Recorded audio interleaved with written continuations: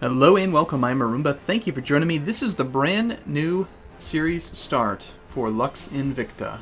This is the first time I've played Lux Invicta before. Lux Invicta is a overhaul mod. It means Invincible Light, and it changes a ton of different things in Crusader Kings 2. It's a lot of fun, and I'm going to provide a link in the description of this video to download the exact version that I'm playing. It's compatible with CK2 version 1.111. Included with it is a mod that also increases the way that the portraits look, but you have to have all DLC. So if you don't have all the portrait DLC, it won't work, but if you do, you can enable that. If not, you can download the whole thing and just play along and do whatever.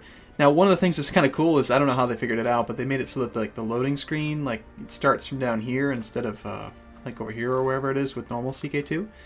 And this one feels kind of like, it's kind of on par with the Prince and the Thane. It's like a flavor mod, alternate history mod. It kind of mimics vanilla. Like, you'll notice that the map is the same. So they didn't change that, but you'll also notice that the font is different. So it's definitely like a totally new game. Now there's just the one start date, Lux Invicta, 1 January 1066. And there's a whole number of interesting characters. It's like they're really trying to make the history. It's an alternate history.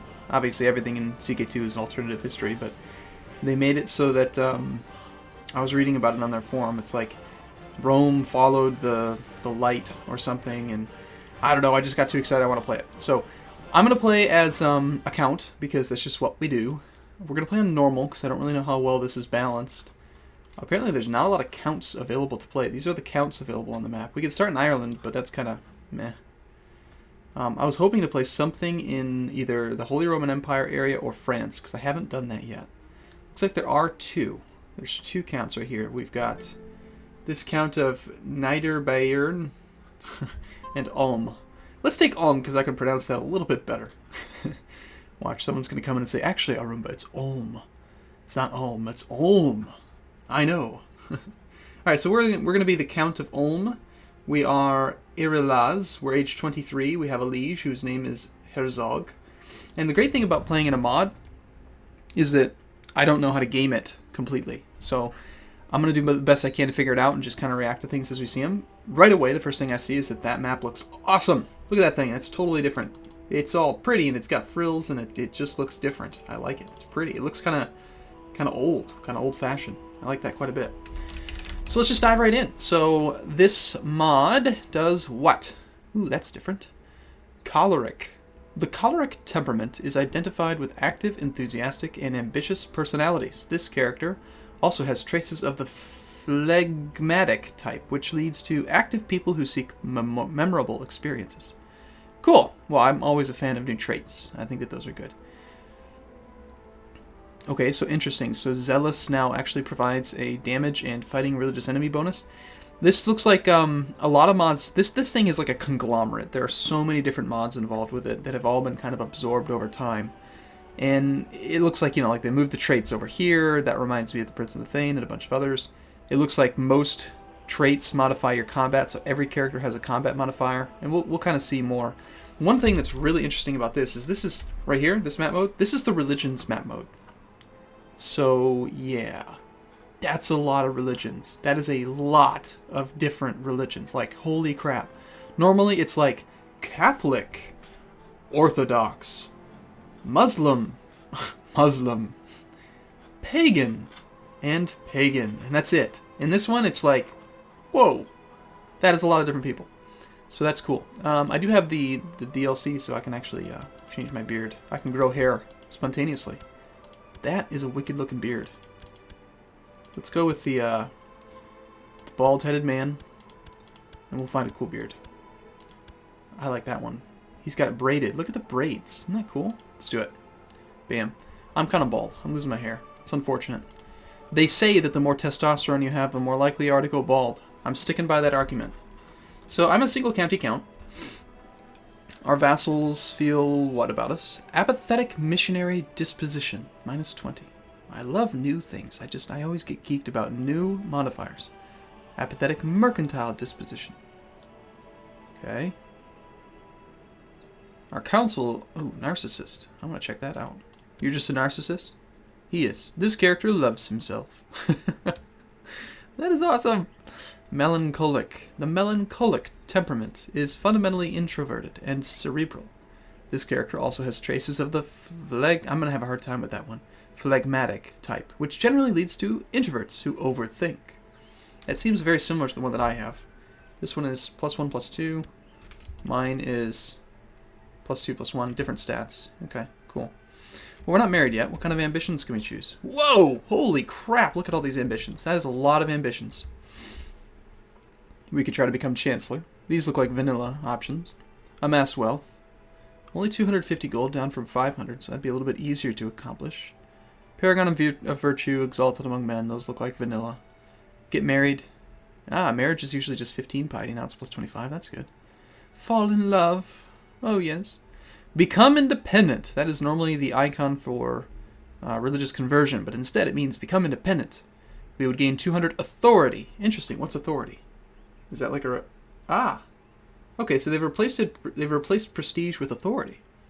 Authority is a measure of your success and can be spent to carry out special actions. The authority of each successive ruler you play is summed up and used to calculate. So it's basically just prestige. They just call it something else. I wonder if you still get like the plus relationship for having high authority, like you would with prestige. Apparently our burger tax is -28.9%. I'm not sure exactly how that math works, but we will see. Let's see, back to this. What other ambitions do we have? Increase the size of our domain, that's fine. Gain a duchy. Okay, adopt a lifestyle. Gain any honorary title. Improve our stewardship. Improve. These all look the same. Make a friend. I like friends. Show bravery in battle. Okay. Uncover a plot. Has the trait informant. Interesting. Be seen publicly as pious. I want to be known to all as a pious man. Need 500 piety. And become distinguished among the nobility. So this is kind of like a halfway in between the become exalted among men thing. I wonder if you take this one, if you're allowed to take the other one later on. Probably not. They seem kind of mutually exclusive. Well, we'll take get married first, because that's just, you know, what you do. And, oh gosh, there's very few women to choose from. What is that eye? God is in the details. That's a good trait. Plus health? Wow. Observant apparently makes you healthy. I suppose you would eat food that's healthier. Overall, it looks like the learning educations are about the same. Immature! Maturity is too complex a concept. That's funny.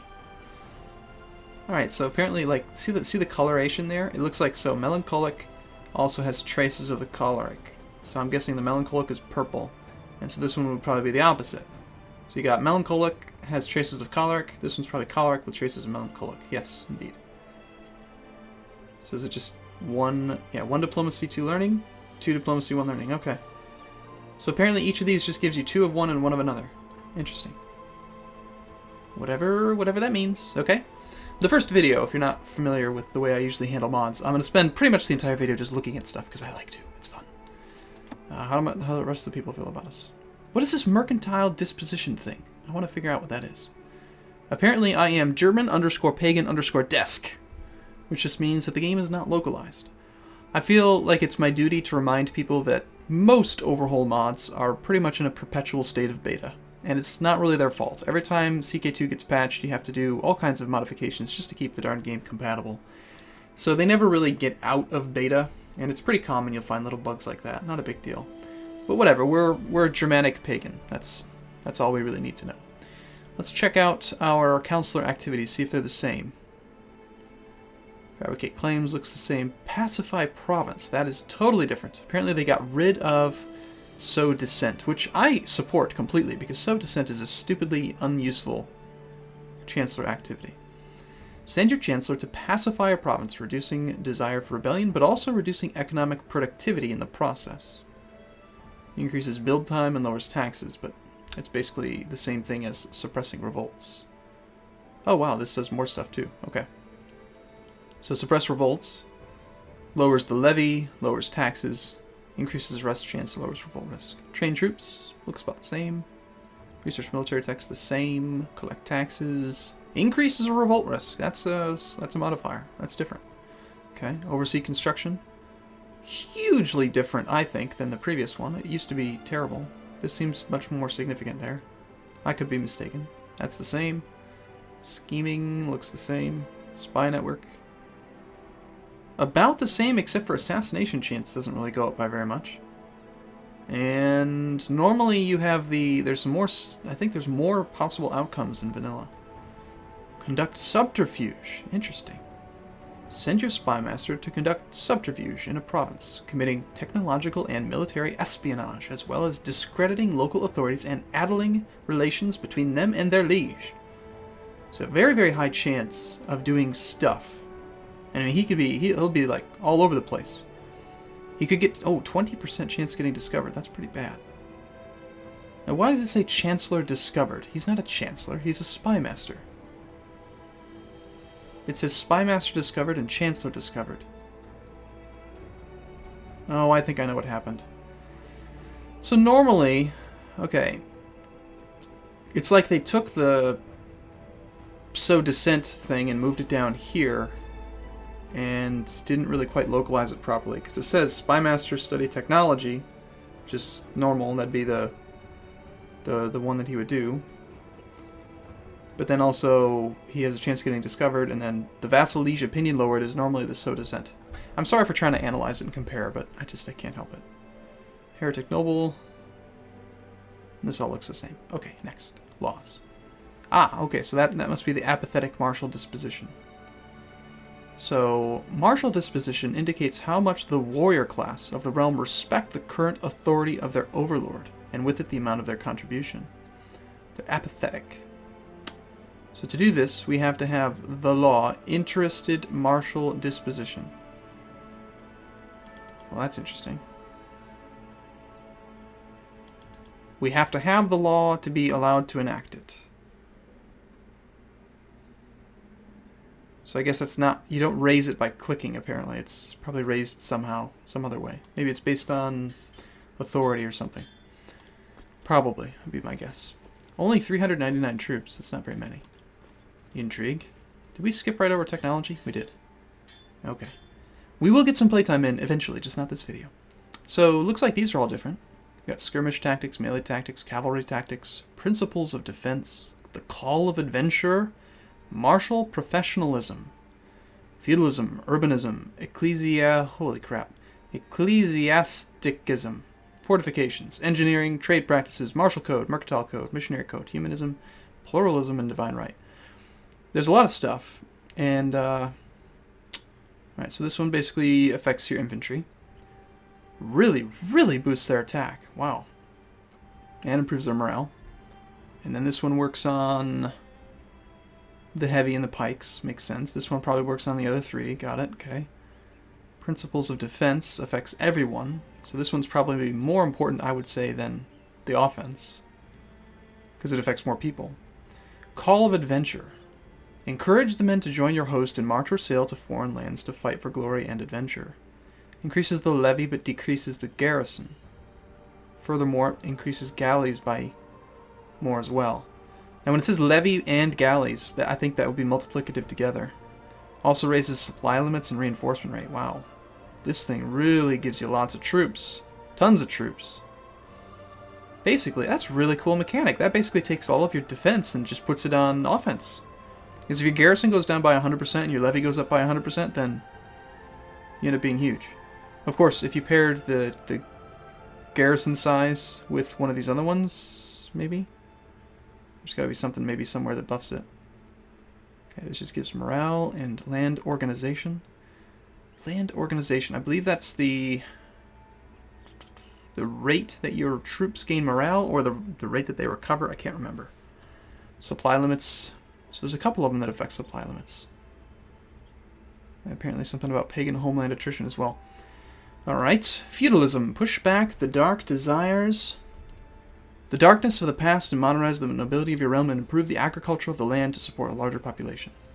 So this is levy. Ah, okay, perfect. So you take like something like this. Levy goes up. Oh, no, this is levy, not garrison. Okay. Well, city goes up. More supply limit again. We're going to have huge supply limits. Build cost goes down tremendously, and cities make more. Temple, ooh, look at that tech spread rate. That's awesome. Siege defense, that's pretty straightforward. Siege speed, plus local build time that goes down. So you got build time down by 50% and build cost down by 80%.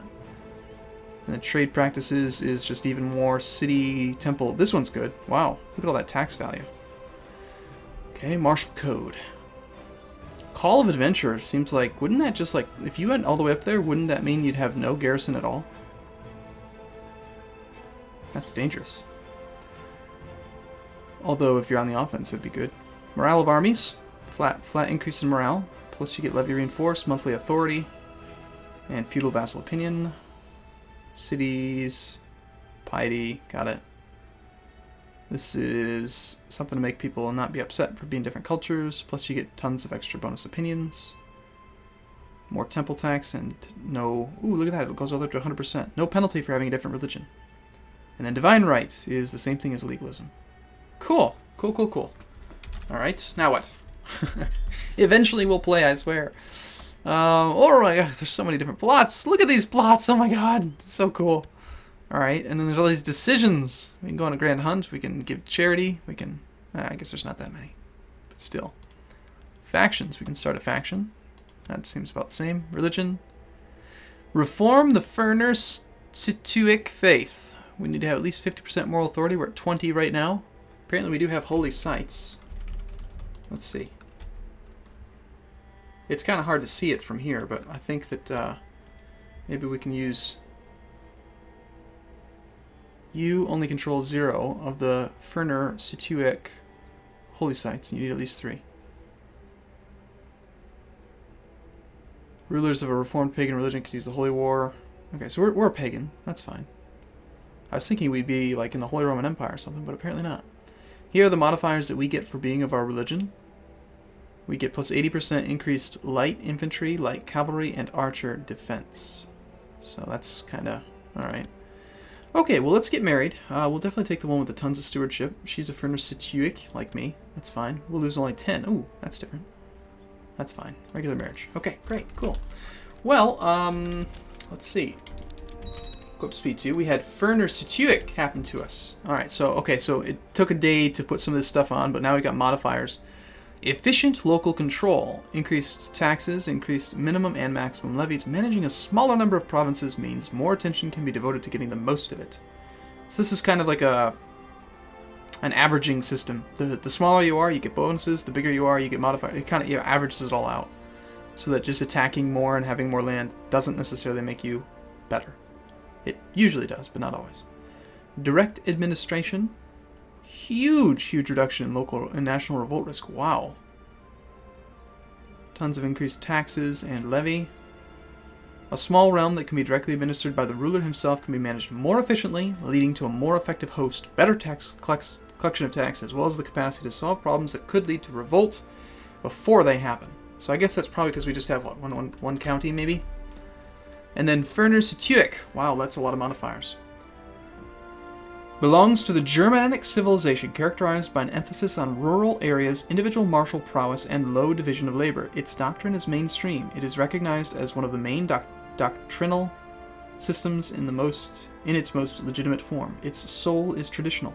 The faith follows the ancient traditions of the commoners and local notables, and it has slowly evolved, if at all, throughout the recent era of troubles and turmoils. Even more revolt risk reduction. Even higher noble vassal tax. Just general modifiers almost everywhere. Oh, and it even increases our martial score. Wow, those are direct modifiers on our actual character. Castle levy is huge, plus 30%. General opinions up, priest opinions up. So yeah, we should see there, Ferner Situic, plus 4. Still pretty crap character, really, but we'll see. Okay, well I'm going to take a break here, and in the next video we'll actually let some time tick. Well, more than, say, 2 days. So thank you so much for watching. We'll see you again soon.